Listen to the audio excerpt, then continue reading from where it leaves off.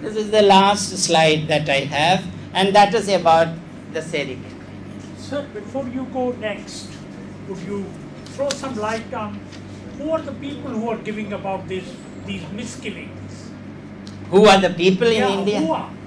Educated, uneducated, No, these are class? no, these, who are these? These are mainly political leaders, party leaders and academicians. And why? Because the level of understanding about proportionate electoral system in India is very low. We have big scholars in the country spread out all over the world, but research material on proportionate electoral system is very low. So people, let me just make a very drastic statement. We have been blind followers of the British system in many ways. We are psychologically conditioned. We may not agree, accept that, like to accept it. But in terms of governance, we have been rather mental slaves of the British system. And that continues. So, without even trying to understand what proportionate electoral system is, people immediately jump into conclusion, presumptive conclusions. Well, this must be the case. And then their conclusion is taken into public discourses. That is a problem. We need to slowly overcome the problem by educating. Sir. Yes. One thought occurs to me. We've had about umpteen general elections. A lot of them have been.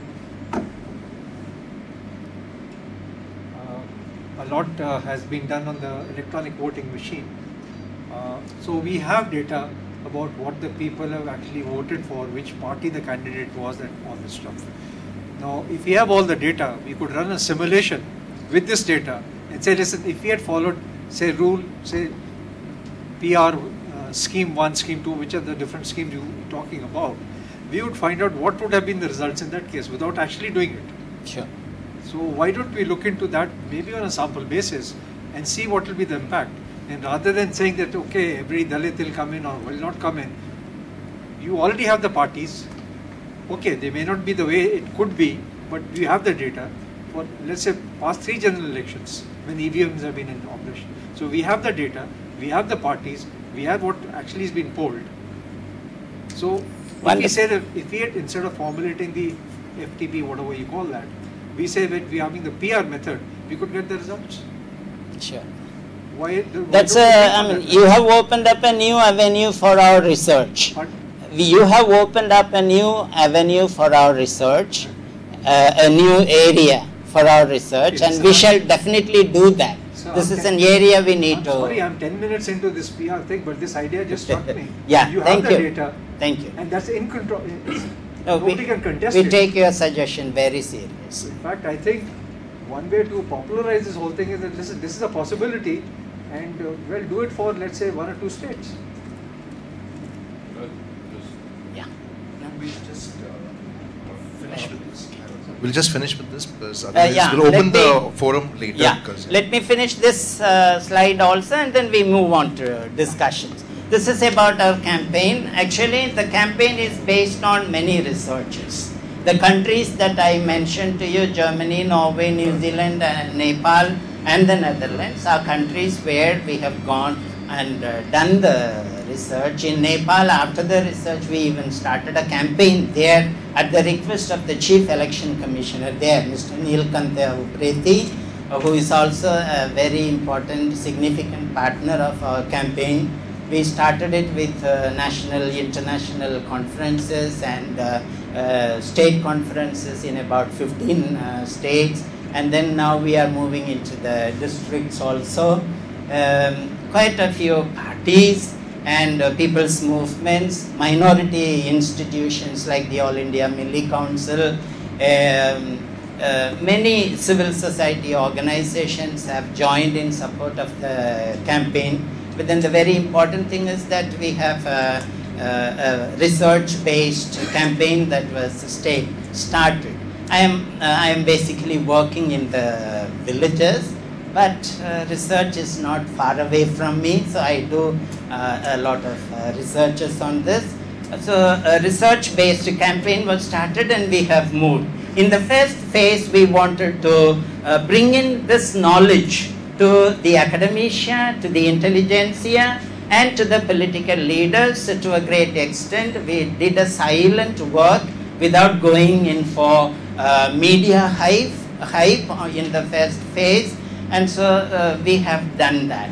And the second phase, we plan to move into the corridors of the Parliament of India, where we want to lobby with elected members of the Parliament to move a bill in the Parliament to bring about proportionate electoral system. If we succeed in that, then in the third phase, we would like to go into the grassroots organization to educate the people on the significance of this proportionate electoral system.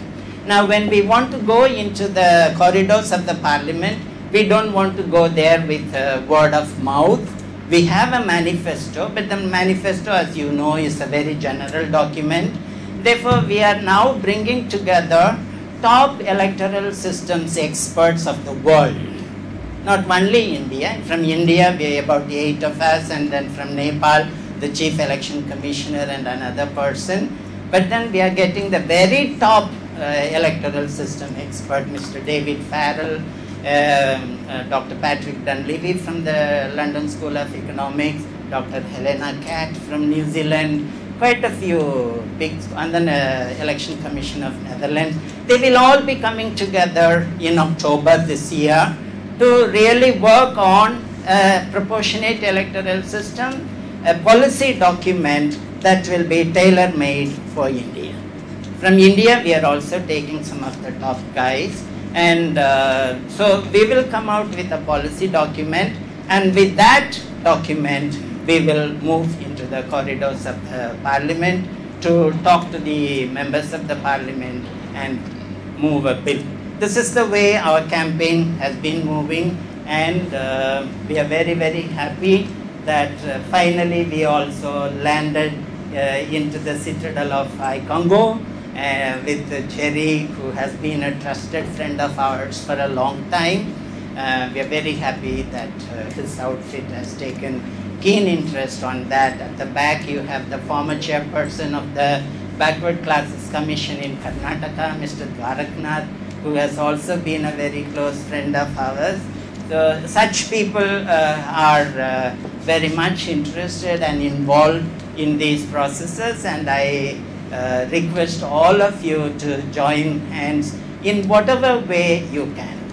My wife and myself started off as students with quite a bit of leftist thinking, but then finally we needed to work among our people in order to enhance a certain level of social equality.